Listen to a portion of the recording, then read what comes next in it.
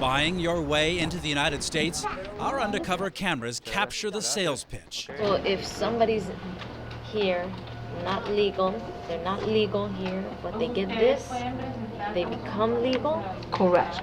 Our 4-month investigation found thousands of desperate immigrants from around the country flocking to this Tamarack strip mall, money in hand, ready to pay $1,500. The $1,500, what is that? That's a membership.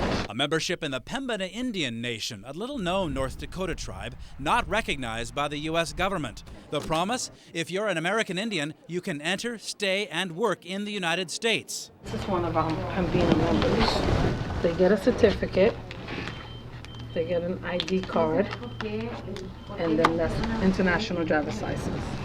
With this ID card, you don't pay taxes. We're working legally in the country? Yeah. No, you're not, according to immigration officials. It's unbelievable, really. I mean, you can't buy your way into the United States. I don't want to be here illegal. I just want to feel free. Patty is here on a tourist visa from Colombia. I thought I would be able to get my papers, I would be able to work here, to stay legal. Patty discovered the ID was worthless. We followed her to get her money back to another office, part of a recruiting network, where she and others paid middlemen $350 just to take them to where the IDs are sold. They'll give you an ID, a driver license. When we went back, the middleman, Reginald Tabatou, admits he took money, but now feels duped himself. Because when I find out it's not good. And you paid the $1,500? Yeah, 15 for me. You became a member of the Exactly. Pembina tribe. Exactly. Immigration advocate Cheryl Little says some of her clients got duped, paying up to $5,000. Innocent, vulnerable immigrants continue to be ripped off, continue to be duped, and walk around thinking that they're legal residents of the United States when in fact they're not. This is the man who runs the operation. I am the Reverend Dr. Audie Watson. I'm an attorney for the Pembina Nation Little Shell Band of North America. We discovered Watson is neither attorney nor doctor and has no divinity training.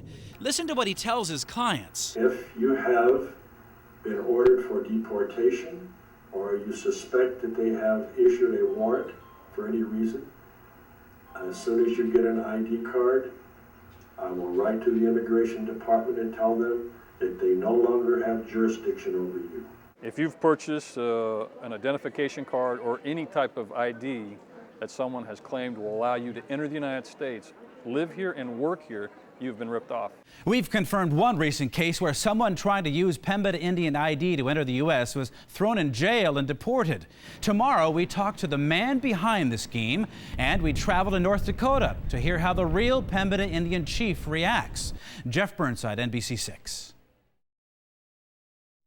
They may have a tendency to not believe that this is legitimate. Who is the man selling the impossible? Would this allow us to work legally in the country? Our undercover investigation captures his staff offering $1,500 memberships to an obscure Indian tribe called the Pembinas.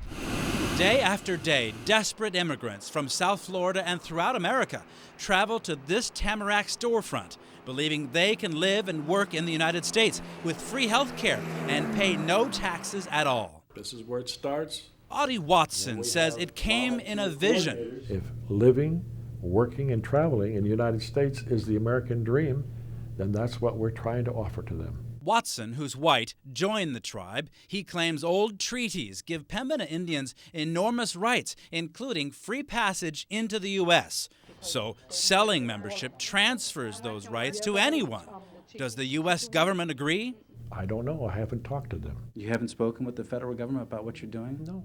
Watson's talked to a judge, though. He's on probation for a felony grand theft charge in an unrelated pyramid scheme. Our investigation found Watson's new moneymaker is attracting thousands of people. He says he sells 45 memberships each week at $1,500 each. If true, his non-profit, one-man company, Universal Service Dedicated to God, earns $3.5 million a year. Why am I getting this third degree about money? You're taking... We're not supplying the terrorists with any money. And where does it go? I just told you. It goes to a lot of different places. For example? Well, Pembina Nation, for one. But we traveled here to the hills of North Dakota, Pembina Indian ancestral territory, and found quite a different story. Audie Watson does not speak the truth. What he's doing is not right for people out there. This is Sitting Golden Eagle, Chief Lawrence Henry of the Pembina Nation Little Shell Band of North America. The Pembinas believe they still own millions of acres here in North Dakota and Canada. They're not recognized by the U.S. government and so have no reservation. The chief says Audie Watson was kicked out of the tribe.